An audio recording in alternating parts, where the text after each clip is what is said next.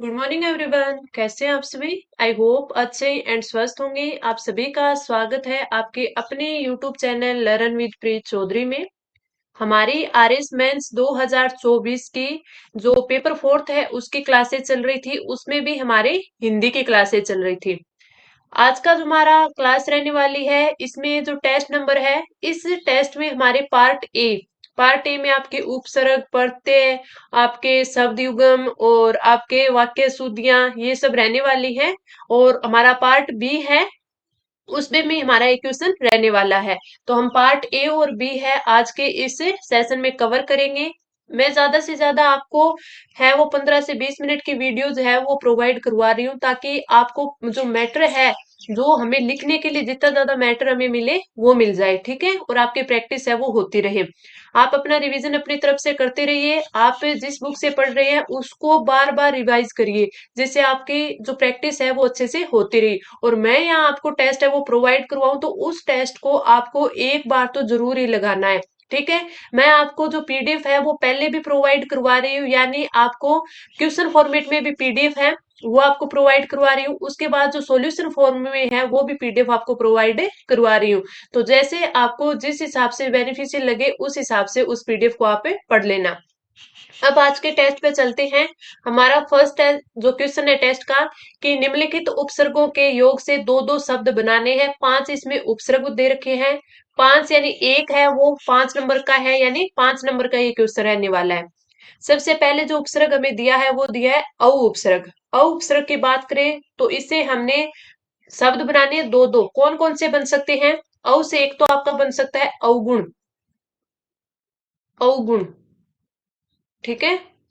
दूसरा ओघट, दूसरा ओघट, ठीक है। और आपका ओसर, ओसर। और इससे क्या बन सकता है? ओघड़।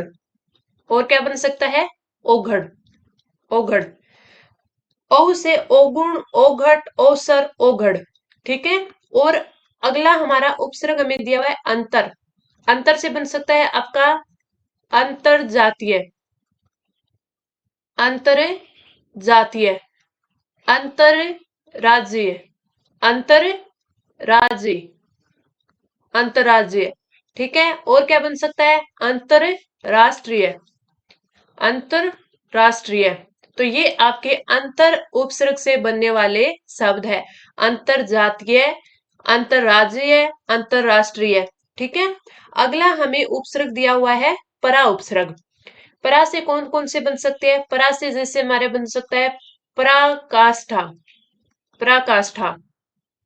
और कौन सा बन सकता है? पराक्रम, पराक्रम।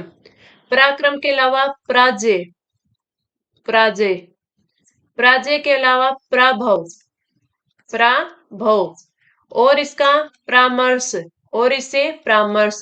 तो मैं आपको जो जो इंपॉर्टेंट होते हैं बार बार, आपको पता है अंतर का, परा का, ये मैं पहले भी आपको लिखवा चुकी हूँ। बार बार मैं ये 4 से 5 है आपको रिवाइज करवा रही हूँ, बार बार याद करवा रही हूँ, ताकि आप इनको अच्छे से याद कर लें।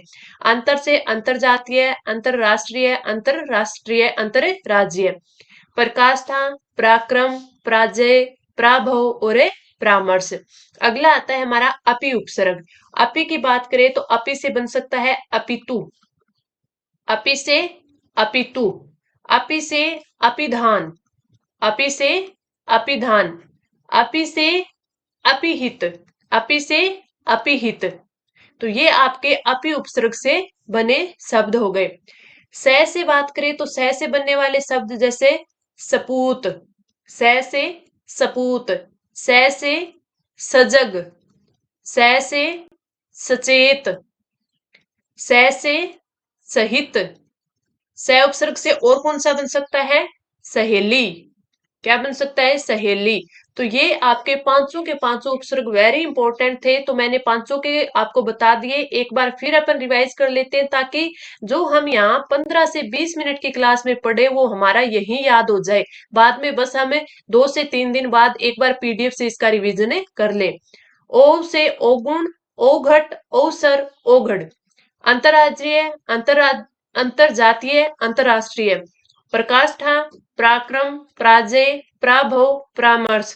अपितु, अपिधान, अपिहित, सपूत, सजग, सचेत, सहित और सहेली। अगला अब हमारा क्वेश्चन आता है प्रत्यय का। ये हमने पढ़े थे, उपसर्ग दिया हुआ, उसके हमें दो दो शब्द बनाने थे।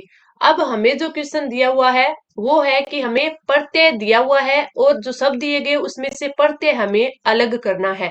एक चीज याद करना, हमें पूछा है प्रत्यय अलग कीजिए, एक एक सेकंड बचाना होता है, तो हमें इनमें सिर्फ जो प्रत्यय लगा हुआ है वो ही हमें बताना होता है। ये मैं आपको बार बार बताती हूँ, मैं चाहे यहाँ आपको पूरा डिटेल से करवाऊं, लेकिन वहां आपको उतना ही लिखना है जितना अगले ने पूछा है। क्यों? क्योंकि हमें सिर्फ 3 घंटे का टाइम होता है और इतना लेंथी हमारा पेपर है जिसमें हमें हिंदी और इंग्लिश दोनों करने होते हैं। मैं आपको बोलती हूँ ना, इंग्लिश के लिए आपको 1 घंटा 20 मिनट बचा के रखनी है, तभी आप इसमें है वो आप 30 से 35 क्वेश्चन, जो 30 से 35 नंबर वाला जो इसमें काम है वो कर पाओगे।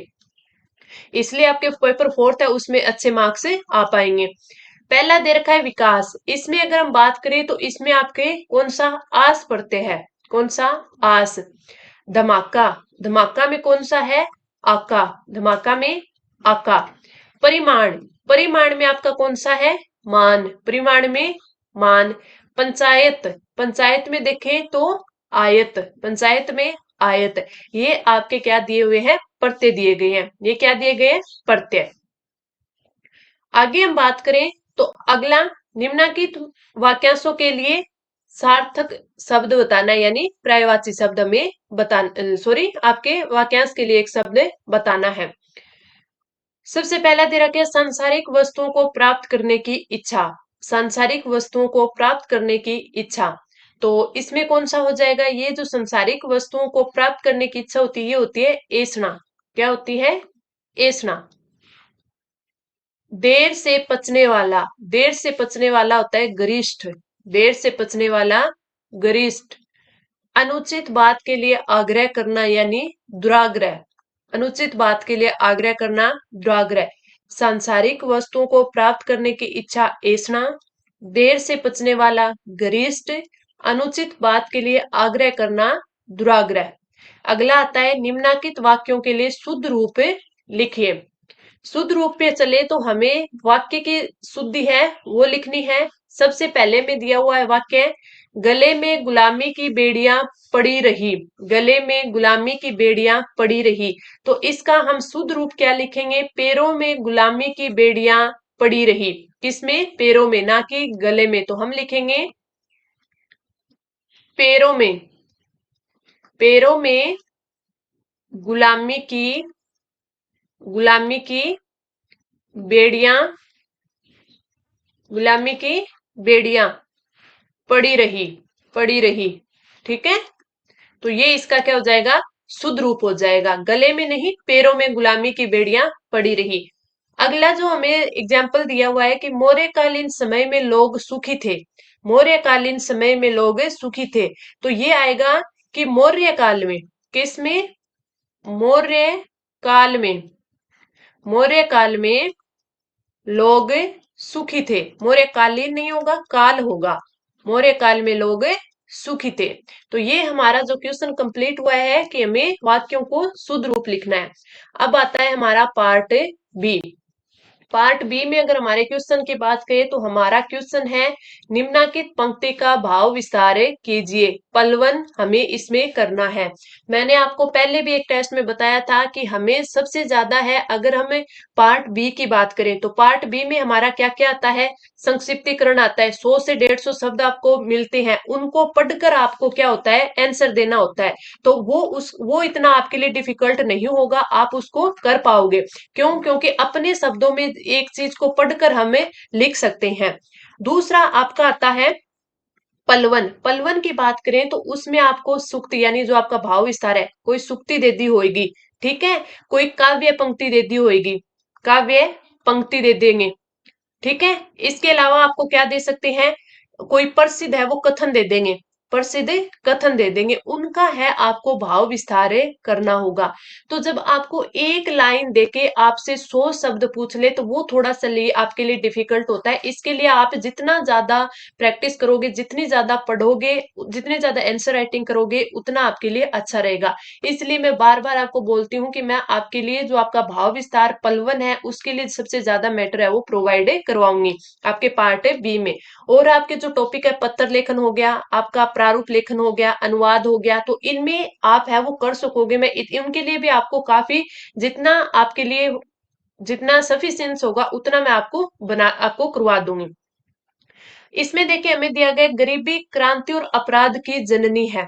ठीक है, इस चीज को हमें 100 शब्दों में लिखना है। मैं हो सकता है आपको 100 शब्द से ज्यादा ही प्रोवाइड करवाऊं। तो वो वही है कि हम एक हमारा जो समुद्र सा तो क्या होता है सिलेबस होता है, उसमें से हम बाल्टी जितना कर पाते हैं और एक गिलास जितना हमें याद रह पाता है, वो बात है। तो हमें जितना ज्यादा करवाए उतना कम होता है। सबसे पहले हम क्या लिखेंगे कि यह सूक्ति गरीब व्यक्ति को विवश मनोवृत्ति की परिचायक है। गरीब व्यक्ति के की विवश और मनोवृत्ति की परिचायक है। मनुष्य का जब पेट नहीं भरता, तन ढकने के लिए जब वस्त्र उपलब्ध नहीं होते और रहने के लिए झोपड़ी भी नसीब नहीं होती, तब उसके मन में विद्रोह भड़कता है। बात तो सही है ना, भी गरीबी क्रांति और अपराध की जननी किस प्रकार बनती है। व्यक्ति को सबसे पहले क्या चाहिए, अपने पेट की भूख मिटाने के लिए क्या चाहिए, खाना चाहिए। उसे अपना तन ढकने के लिए वस्त्र चाहिए और रहने के लिए एक घर चाहिए। अगर वो सारी चीजें उसके पास नहीं है तो क्या है फिर, स्वाभाविक सी बात है कि विद्रोह है वो भड़केगा। तो ये अपराध की ओर है वो उन्मुख हो जाता है। संस्कृत में कहा गया है, मैंने आपको क्या बोला था कि सबसे पहले हमें जो पंक्ति दी गई होती है उस पंक्ति का पहले देखते हैं कि इसका लेखक रचनाकार है, हमें पता है। अगर पता है तो हम लिखेंगे कि इस लेखाकार या रचनाकार का नाम देकर उससे जो पंक्ति हमें सुक्ति हमें दी गई है उसका हम 3 से 4 लाइनों में उसका अर्थ स्पष्ट करेंगे। तो इसमें हमने यहां तक है वो क्या कर दिया, अर्थ स्पष्ट कर दिया। आगे फिर हमारे पास अगर कोई श्लोक दिया हुआ है संस्कृत में, कोई कहावत दी गई है, या फिर कोई और पंक्ति या किसी लेखक या रचनाकार की कोई भी सुक्ति में याद आती है तो वो लिखेंगे, फिर उसका थोड़ा सा उसको एक्सप्लेन करेंगे। जैसे इसमें लिखा गया ना, संस्कृत में कहा गया है बुभुक्षित किम न करोति पापम, यानी अर्थात भूखा व्यक्ति कौन सा पाप नहीं करता। यदि हम अपराधों के मूल को देखें तो गरीबी ही इसका कारण निकलता है। हमने ये चीज लिखी, फिर इसका अर्थ लिख दिया, फिर अब इसको एक्सप्लेन करते हैं। चोरी, डकैती, अपहरण आदि के मूल में गरीबी है। यह नारी को वेश्यावृत्ति के लिए, माता पिता को संतान बेचने के लिए विवश कर देती है। गरीबी मानव समाज का सबसे बड़ा दुख है। व्यक्ति चाहे कितना भी तेज तर्रार हो, प्रतिभाशाली और कर्मठ हो, यदि वह दुर्भाग्यवश गरीबी झेल रहा है तो उसकी प्रतिभा दब जाती है। पग पग उसके स्वाभिमान को चोट पहुंचती है और उसका अपमान और शोषण होता है। ऐसे में उसके मन में असंतोष और विद्रोह उत्पन्न होना स्वाभाविक है। अपन ज्यादा बड़ी बात लेके नहीं चलते, अपन छोटी सी देखते हैं। जब अपने पास जॉब नहीं होती है, अपने पास है वो जॉब नहीं होती, तो अपन क्या करते हैं कि कोई भी वैकेंसी आ जाओ अपने लिए, किसी चीज के एलडीसी की आ जाओ, आपके एलडीसी से बड़ी और कोई आ जाओ, पियोन के आ जाओ, अपने सभी फॉर्म अप्लाई करते हैं। और ये आपने अपने साथ खुद भी देखा होगा, हम तैयारी से आरएस की कर रहे हैं, लेकिन अब हमारे जो अब पीछे पटवारी का आया, ग्राम सेवक का आया, जूनियर असिस्टेंट का आया, अब अभी आपके जूनियर अकाउंटेंट का आया है, संगणक का आया है, सारे के सारे फॉर्म अप्लाई किए हैं अगर हमारे पास जॉब नहीं है। ठीक है, तो वही है कि जब क्या बोला इसने कि प्रतिभाशाली और कर्मठ को यदि दुर्भाग्यवश गरीबी झेल रहा है तो उसकी प्रतिभा है वो दब जाती है। अब वो जो बच्चा है उसमें टैलेंट इतना है, वो इतना होशियार है कि वो आरएस का जो एग्जाम है वो क्लियर कर सकता है, आरएस बनने के लायक है। लेकिन क्या है कि वो बेरोजगार है, इसलिए वो सब छोटी छोटी वैकेंसी है, छोटे छोटे पेपर है, सारे दे रहा है। क्यों दे रहा है, अब जो आपके सेंटर के हो गए, जो रेलवे की तैयारी कर रहा था उस बच्चे ने ग्रुप डी का भी एग्जाम दिया था, लेकिन उसमें टैलेंट तो इतना है कि वो आपके स्टेशन मास्टर, गुड्स गार्ड, ये सारी चीजें तैयारी करे, उसमें जॉब लगे, लेकिन वो उसके पास क्या है, उसने ग्रुप डी का भी एग्जाम दिया। अगर उसमें उसका एग्जाम वो क्लियर हुआ है तो वो ग्रुप डी में जॉब भी कर रहा है। तो वही चीज है कि अगर मैंने भी कई सारे देखे हैं कि जिनकी क्वालिफिकेशन अच्छी अच्छी थी लेकिन वो एलडीसी जूनियर असिस्टेंट का एग्जाम दिया और वो अपना वहां पर जॉब कर रही हैं। ठीक है, तो वही इसमें बात बोली गई है। तो पग पग पर उसके स्वाभिमान को चोट पहुंचती है, उसका अपमान और शोषण होता है, ऐसे उसके मन में असंतोष और विद्रोह उत्पन्न होना स्वाभाविक है। आगे देखते हैं, विश्व में जितनी भी क्रांतियां हुई है, क्या बोला है, क्रांति, उनका मूल कारण गरीबी और शोषण ही रहा है। अब इन्होंने क्रांति की बात की तो इसने क्रांति का एग्जाम्पल दे दिया। शोषण के कारण समाज में गरीबी रहती है और शोषित वर्ग दुखी रहता है, और उसके मन में शोषण के कारण शोषक वर्ग के प्रति आक्रोश पनपता है। ठीक है, यानी उसके जो उनका शोषण कर रहा है ना, उस वर्ग के खिलाफ, शोषक वर्ग के खिलाफ है वो, फिर क्या हो जाते हैं, उनके अंदर आक्रोश आ जाता है।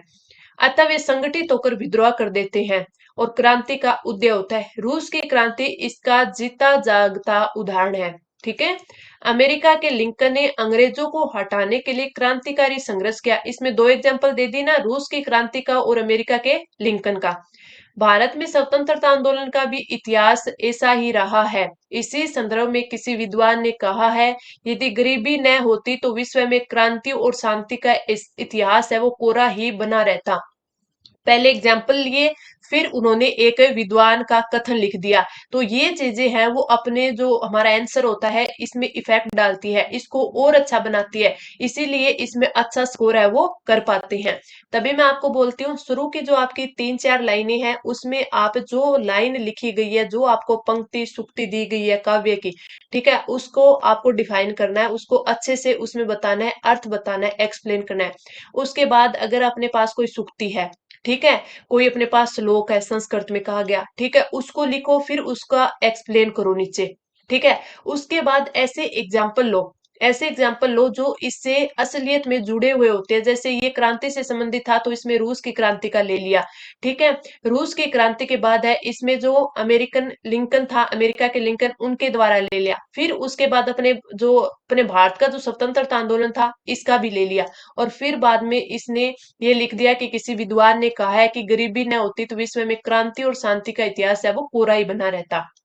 आगे क्या लिखे, राष्ट्र कवि रामधारी सिंह दिनकर की कुछ पंक्तियां उक्त भावों को दर्शाती है। तम की हवस मन को गुनहगार बना देती है, बाघ से बाघ को बीमार बना देती है, भूखे पेटों को देशभक्ति सिखाने वालों, भूख इंसान को गद्दार बना देती है। तो ऐसी जब पंक्ति हम लास्ट में लिखते हैं तो हमारा जो आंसर है वो बहुत ही अच्छा हो जाता है, और उसमें हमारे जो मार्क्स है वो फिर अपग्रेड हो जाते हैं, यानी हमें ज्यादा मार्क्स मिलने के इसमें चांसेस बहुत अच्छे बन जाते हैं।